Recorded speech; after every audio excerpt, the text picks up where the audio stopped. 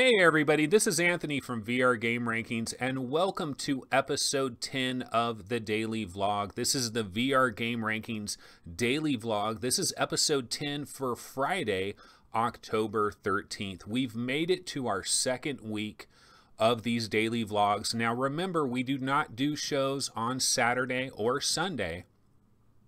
I will, however, be on camera Saturday or Sunday. I will be on VR Roundtables episode, so you can look forward to that. That will of course land on Monday, but we only do the daily vlog Monday through Friday. That's kind of what we do here, and so this will end it for this week, for our second week. I think things have gone pretty well overall, considering, you know, obviously with every episode that goes by, I should get a little bit better and better at doing these daily vlogs. So hopefully that will come across at some point, and these will continue to get more and more entertaining because that's what it's all about, right? And so today, what do we want to talk about today? It's kind of a free form episode today. I don't really have like any major things that are planned for this 30-minute episode. So I'm just going to kind of bounce around to a few different things that have been on my mind. But what I will get to first is there are some sales in the VR gaming world, and VR Game Rankings, you know, we're all about the games, and some of these games are on sale, and some of these are some great deals that you guys should probably snap up. And so let's go ahead and talk about the Oculus sale. Oculus is having a Friday the 13th sale, and it's kind of on horror-related games, spooky games, thrillers, and stuff like that. And I written down a few of what I think some of the best deals that they have on this sale. Obviously, the number one deal that they have is Edge of Nowhere for $5. Yeah, Edge of Nowhere is normally a $40 game, and you can pick up Edge of Nowhere for only $5. Now, this is a controller game. This is a seated experience. I mean, I guess you could play it standing up if you want, but it's basically a seated experience with a controller. It's a third-person action adventure. This is Insomniac, and it kind of, when I've played this game, it kind of reminded me of Uncharted a little bit of a kind of a generic Uncharted, but with a lot of horror and a lot of fright.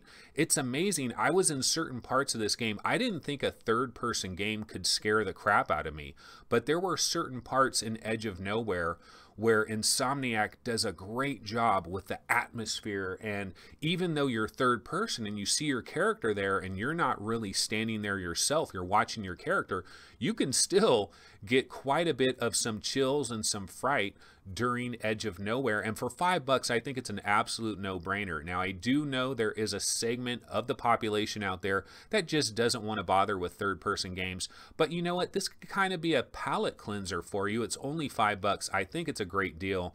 You guys should probably pick this up. Normally a $40 game.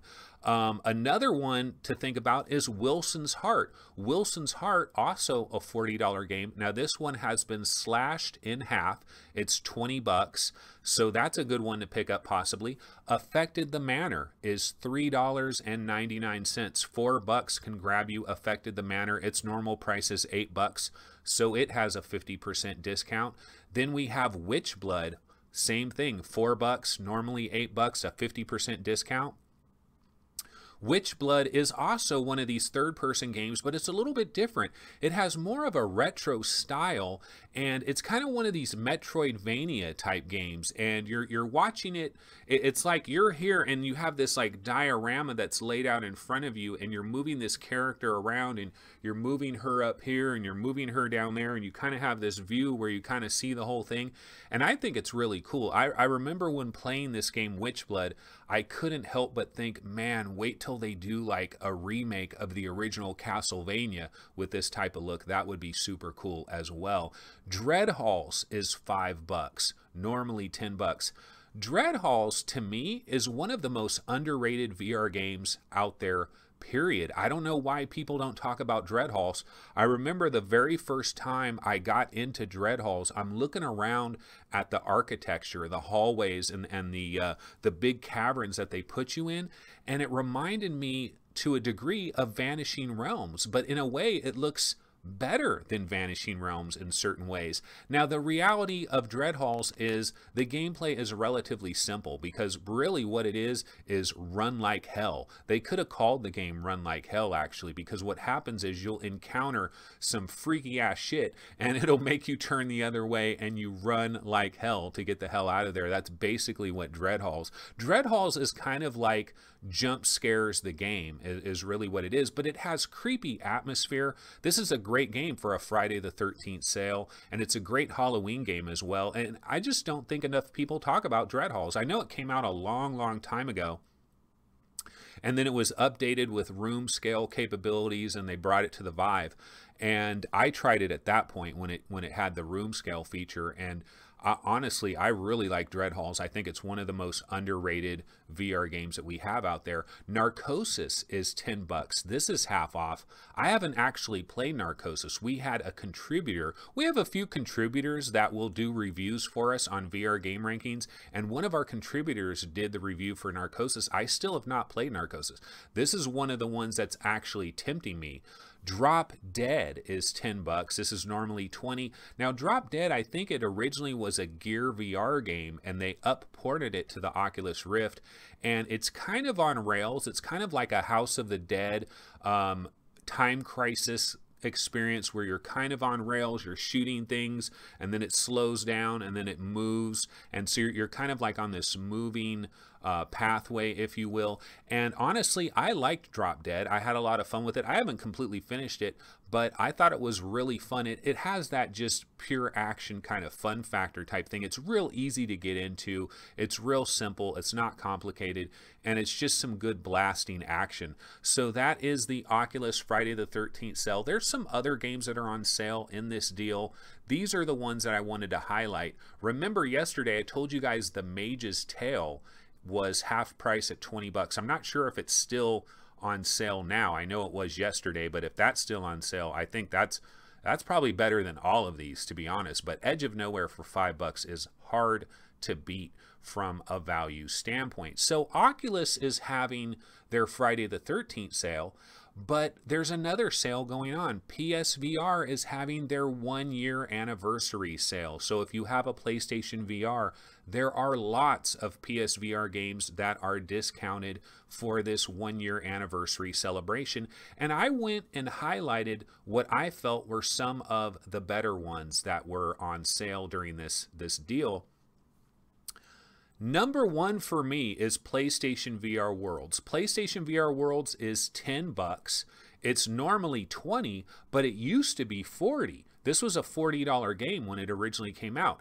Now, most people that get a PlayStation VR, most of them bought the bundle that came with the Move controllers, it came with the camera, and it came with PlayStation VR Worlds. I was one of the few people that didn't buy the bundle. I already had some Move controllers. I ended up getting a camera, I think used or something. I ended up getting a cheap camera somewhere, and so I went with the kind of a la carte package, and I didn't get PlayStation VR Worlds, which was a huge mistake. I didn't realize it until months and months later. I finally got my hands on PlayStation VR Worlds when it went on sale. I think it was on sale for $20 when I bought it, and I thought that was a deal, and I bought it for $20.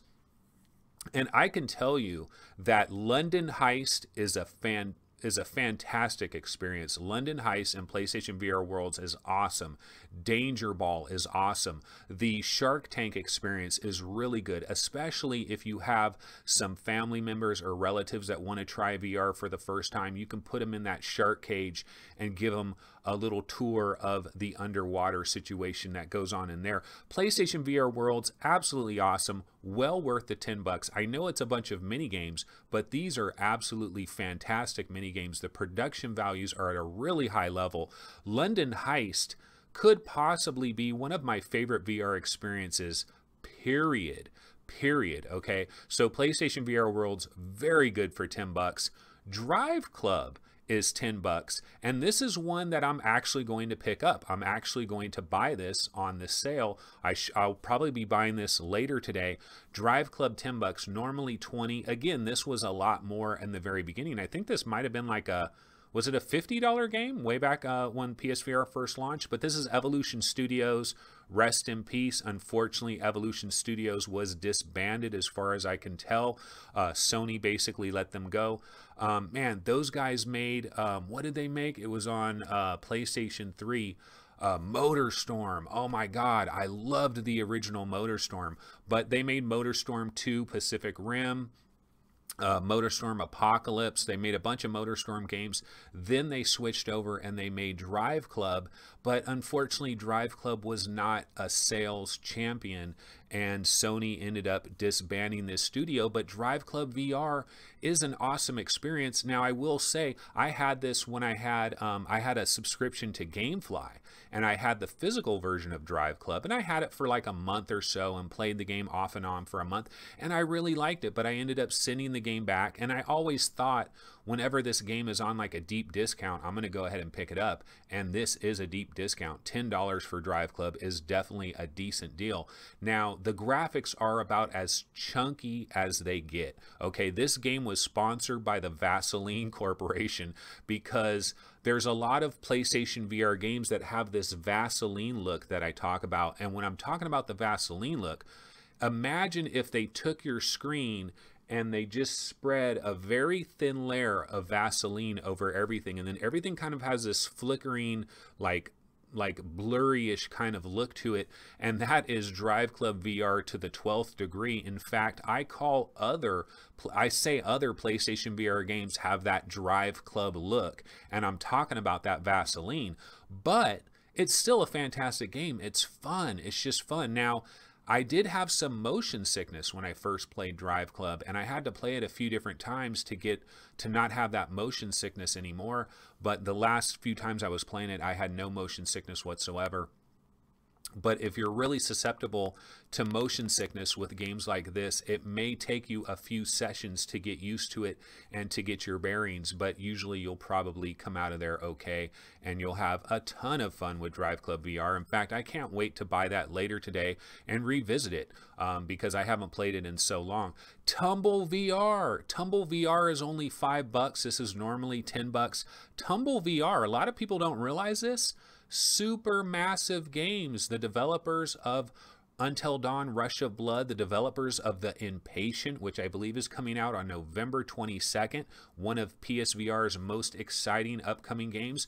Supermassive Games made Tumble VR in collaboration with Sony, and I'll tell you what, this might just be like Jenga VR basically, but it has such polish. There is so much polish, like just everything, like the little menus, the noises, the sound effects. It is polished city, and you use basically one move controller. And I've always said that if people complain about the tracking of PlayStation VR, try Tumble VR, because the tracking is flawless as far as I'm concerned. I'm picking up these blocks, I'm moving it around with my move controller, and the tracking to me seems absolutely flawless. Now, you're just using one move. I don't know if that has something to do with it, where it's only tracking one thing, so it has better tracking. But the tracking is flawless. It's only $5. Production values up the yin-yang, and if you're a fan of supermassive games, this is another one that they made. Tumble VR for $5. Gunjack is $6, normally $10. I've actually played Gunjack on PSVR, and I had a fun time with it. Now, Gunjack is kind of like a Millennium Falcon simulator. You know, when Luke and Han, they like, let's go to the, you know, and they're in there and they're shooting the TIE fighters and stuff. That's basically what this is. That's pretty much what Gunjack is in a nutshell. But you have a guy talking to you, you battle waves of enemies, and I thought they did a pretty damn good job of it. And it's only $6, so that's not a bad deal. Here They Lie is $10. I still have not played Here They Lie. That was another game that was reviewed by one of our contributors at VR Game Rankings. I'm kind of tempted in this one. It's $10. It's normally $20. I just like the visual aesthetic of this game. I like the way they use the color, and just it has that design. I believe it's the Tan Gentleman in collaboration with Santa Monica Studios, possibly. I could be wrong there. I'm just going off of memory there. But Here They Lie is very interesting. I may have to pick that one up. Another one I might have to pick up is Super Stardust Ultra VR. I remember Super Stardust back on the PlayStation 3. I remember 3D? Do you remember those 3D TVs and the 3D goggles and stuff? I remember playing Super Stardust 3D, and it looked freaking incredible in 3D. So I could imagine being able to play basically that same game in VR and having even better separation of the 3D would be pretty freaking cool. That's $10. It's normally 20. Pixel Gear is $5.50. This is normally $11. That's half off. Pixel Gear, I actually played that on the HTC Vive, and I thought it was fun. It's kind of like this retro thing. It's very simple. It's just a wave shooter type game, but I liked the graphical design of it. It reminded me of like a Super Nintendo game. It's kind of has that Super Nintendo game flavor, but in VR, and it kind of scratches that retro itch a little bit for me. Now, I haven't played the PlayStation VR version, so I don't know if it's as good as the HTC Vive version, but I had fun with it. I thought it was pretty fun. This is not like a game that's going to hold you over for months or anything like that. It's more of a quick burst action game, but I thought Pixel Gear was fun on the HTC Vive. And the last one I'll mention is Headmaster. Headmaster recently came to Steam, and it recently came to the Oculus store, so now PC VR players are able to play Headmaster now. And this one is $12.99. It's normally $20, but so many people rave about Headmaster. I've played the demo. This is another one where a collaborator reviewed this game for us. I've played the demo, and I can say on the demo, it kind of had this Portal vibe to it. You know, there was something kind of Portal-ish about it in terms of like the comedy and just the sarcasm and all of that type of thing. I think they did a very good job with that. And one thing that they do with the Headmaster is they put you into this scenario where you only see what they want you to see, and they're controlling the experience, and that's kind of part of what the game is. It's almost like you're in a prison or a concentration camp or something like that, and I think they did a really effective job with that. That's Headmaster. That's $12.99. So, you know, there's a lot of games that are on sale right now. There's a lot of good deals out there, so definitely check that out. Let's see, one other thing I wanted to bring up. Oh, we were talking about Windlands 2, right? This was the other day. We saw the Windlands 2 trailer, and it looked really good. I'm a huge fan of Windlands. The only thing I wanted to mention here is we still do not have a release date for Windlands 2, but it has been revealed that this game is coming to the Oculus Rift before anything else. So there appears to be a short window of exclusivity for the Oculus Rift with Windlands 2, so that's something to be aware of. Now, when developers do this, sometimes they really get a major backlash for this, but we've seen it with games like Archangel. Like Archangel came to PlayStation VR about a month before it came anywhere else, and I think if it's a short exclusivity period like that, I think people don't mind that as much. So hopefully that's kind of the situation that we're looking at here with Windlands 2. Hopefully it's not a long exclusivity period. I still don't know, something about the graphics, or maybe the trailer, because it's giving you more of a third-person view of people playing like a multiplayer session where multiple people are in it, and so you're not really seeing that first-person view. But I don't know, it looks different to Windlands to me. I'm hoping it's the same game engine. As long as it's basically the same game engine and I get in there and it feels like the same old Windlands I always knew, I'll be perfectly happy with that. So I'm definitely looking forward to Windlands 2. I'm guessing this is a 2018 release, but we really don't know. We just know that it's coming to the Oculus Rift first. Okay, one other thing I wanted to bring up. Now, this is back with, I believe this was announced for the Oculus Connect 4. Pixar, you know, part of Disney, the makers of A Bug's Life and Toy Story and all that stuff, Pixar is working on their first big VR experience, and this is going to be coming exclusively to the Oculus Rift on November 15th of this year. It's Coco VR. Now, this is being directed by Ross Haldane Stevenson, and it is being produced by Mark Sondheimer. Ross Haldane Stevenson has one director's credit for Finding Dory. Hold on here, let me get this opened up. I looked into this real quick because I wanted to see the people that were involved with this Coco VR Pixar experience. So Ross Haldane Stevenson, he's the director for this. He has one director's credit for Finding Dory, the Marine Life Interviews, which is a video short. I'm assuming that this was probably on like the Finding Dory Blu-ray as like a special bonus feature. So he directed that. And he's also been an animator on many various Pixar movies, such as Monsters University, Ratatouille, Finding Nemo, Toy Story 2, and A Bug's Life, just to name a few of them. So he has a lot of experience there. Mark Sondheimer, who is the producer, he actually worked with Ross Stevenson on that Finding Dory Marine Life interview as a producer. He's also done some work on WALL-E, Ratatouille, and The Incredibles. So what is this Coco VR experience? Well, this thing is based on this new Pixar movie that's coming out on November 22nd, the same day as The Inpatient. It's Dia de los Muertos. Dia de los Muertos. Sorry for, not doing a good job with the pronunciation but it's basically Day of the Dead. It's the Mexican celebration, the Day of the Dead. It's kind of their Halloween thing, Dia de los Muertos. That's coming to theaters on November 22nd, and that's what Coco VR is based on. Now, the interesting thing about this Coco VR production, first of all, I mean, it is Pixar, and to see a Pixar production in VR is incredibly exciting because you know that the people that are working there at Pixar, they want to try screwing around with some of this stuff as well. A lot of developers are interested in this VR stuff. Even if the money isn't quite there yet, they want to start working on it. And so it'll be exciting to see Pixar, even though, they don't have their highest end top talent working on this. It's probably the lower level guys, but still, to see what they bring to the table is going to be exciting. But the interesting thing about this is it's not necessarily a passive experience like something like Lost or Henry by Oculus Studios, where you're kind of just there and you're just kind of watching the situation take place.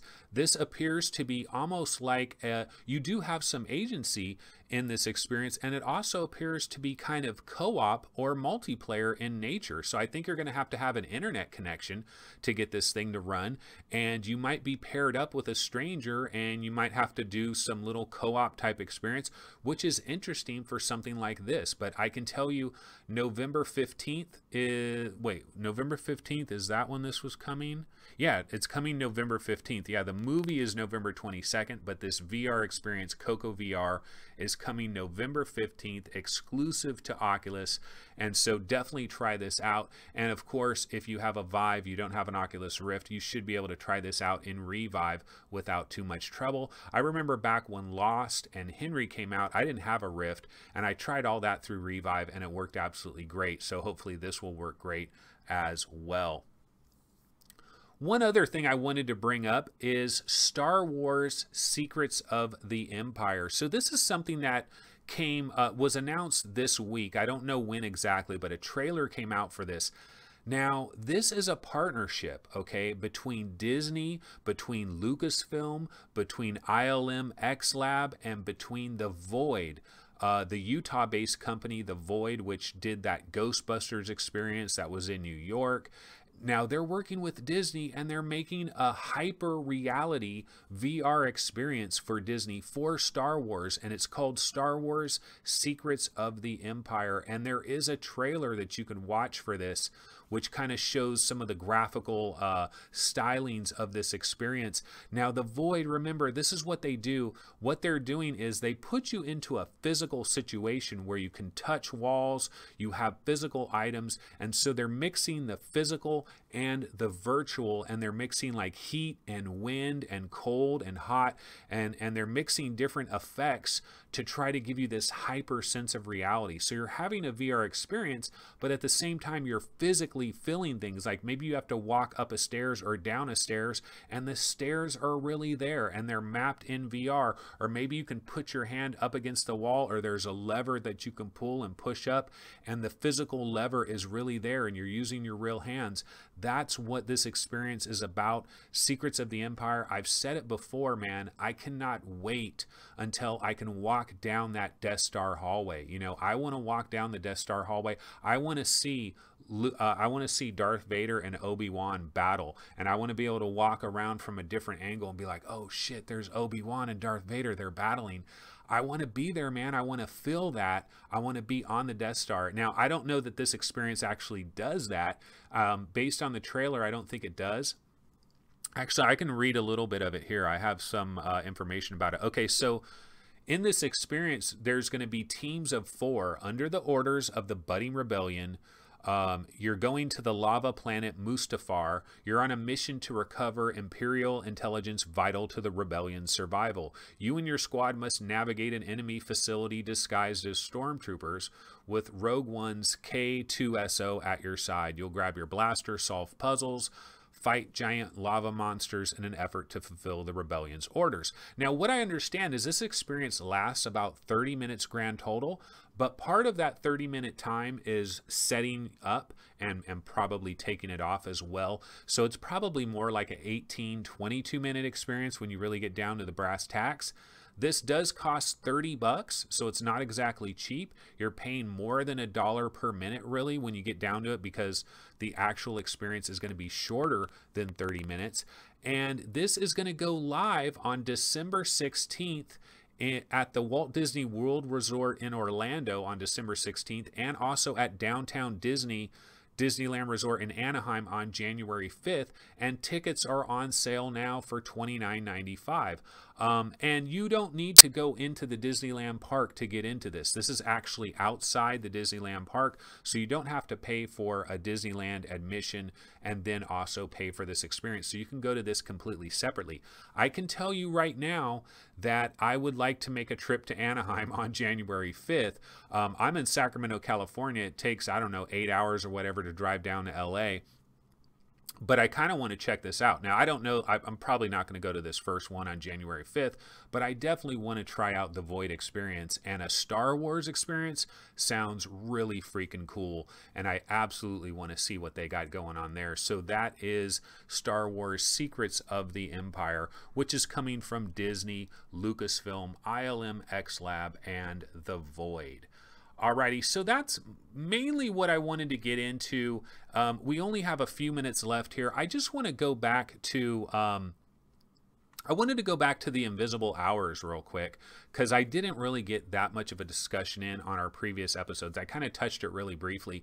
And I just want to say, so I finally wrote an article about this on VR Game Rankings. You can go check out the article. I really feel like this might be the first VR movie that we've seen so far. You know, we have stuff like Mayubi, but it's like, what? It's a short little thing. This is longer. This is a more detailed experience. There's a lot of acting. There's a lot of stuff going on. And I really like what they're doing here with this experience. I'm not sure exactly how it fits into gaming per se, and I haven't really gotten to any game part of it. I've just been going through the chapters of this story, watching it from different angles, and the way it works is everything is going on simultaneously. You're on this little island. Nikola Tesla has his own little island, and he has a mansion. I don't know how that fits in with his actual real life, because I remember reading about Nikola Tesla, and I read that when he died, he was like broke, penniless, had no money, and was kind of living in squalor and stuff, and he had no money at all. I don't know if there was a point when he was rich and had his own island and a mansion, and you had to take a boat to get to his island and all of that. But that's what this story is. Obviously, it's fiction. You got Thomas Edison in there, and you've got other characters that are in this as well. And basically, you're on this little island, and you're in the mansion, and you're on the surrounding grounds, and you can go anywhere. You're like a ghost that can go anywhere, and you can view whatever's going on, but it's all playing out simultaneously. Like, all this stuff is going on in different rooms. There's seven murder suspects, and 2 of them will be talking in the kitchen area. 2 of them will be talking upstairs. And so you got to make a decision. Am I going to go to the kitchen and listen to what the butler and this actress are talking about? Or am I going to go to the library and I'm going to listen to Thomas Edison and this criminal dude that are having a major argument? You have to kind of figure out, where are you going to go? What are you going to listen to try to unravel this story? You can't be everywhere at once.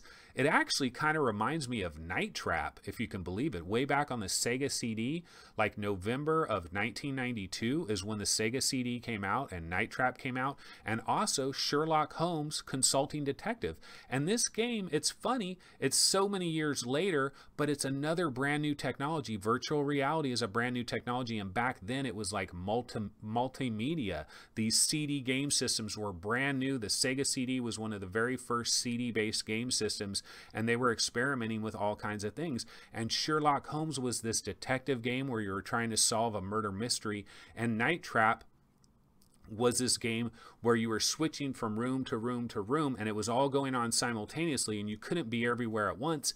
And it's funny because the Invisible Hours kind of combines both of those types of things for this interesting movie-like experience that is blending a number of genres, and it doesn't really fit in a very specific category. But if I were to put it anywhere, I would say this might be the first legitimate virtual reality movie that we've seen, and that is incredibly exciting and incredibly powerful. Now, it is $30, so it's not cheap, but if you want to see something completely new and completely different, I really think this is an awesome production that Tequila Works has brought to us. And really what they should have is like a 5-minute demo on Steam and a 5-minute demo on PlayStation VR. Just give us 5 minutes of this story where you can maybe bounce from a couple of different rooms while a story is going on. And then I think people realize, wow, this thing is pretty freaking incredible. The acting is very good. It's very cartoony, right? I mean, the graphics are, it's an animated movie, basically. It's cartoony. It's created in regular graphics. I believe it's Unreal Engine. But the characters, their faces are done well. The animations are done well. The acting is really good. You almost feel like you're watching actual real people. And I'm playing it on PlayStation VR, which does have a little bit of that Vaseline Drive Club effect that I talk about so often. It does have a little bit of that smearingness to it, where it's not the most gorgeous graphics in the world, but I'm still having a wonderful time in the Invisible Hours. And I can say on the VR Roundtable episode that's going to be coming up on Monday, I know that Steve has played this, so me and Steve will probably be talking about this quite a bit on that episode, and I'm absolutely looking forward to that. I'm still playing Arctica 1. I'm having a tremendous time playing Arctica 1, and I'm also playing an unreleased game that is coming out on October 17th. I cannot talk about it. It is under embargo. I can't say anything about it, but let me tell you, there is something really cool that is on the horizon. So I'll probably be talking about that some point next week. But anyway, guys, I'm way past the 30-minute mark. This has been the conclusion of the second week of our daily vlog series.